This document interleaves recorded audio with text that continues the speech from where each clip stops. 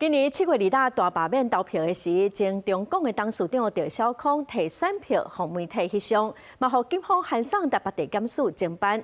北检今仔侦查总结，以违反选罢法来起诉赵少康。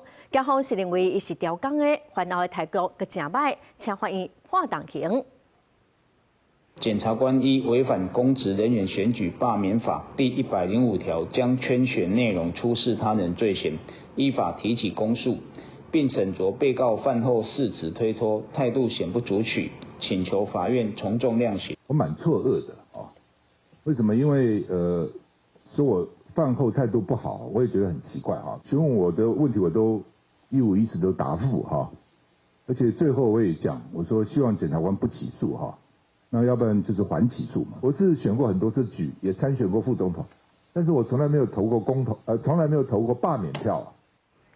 早起赵少康嘛出面发文案，讲伊反对罢免的立场是真明确，无需要佮故意点票。嘛强调讲伊无犯罪的动机，认为讲家己犯后的态度是真好，有向检察官来解释，伊毋是刁工的。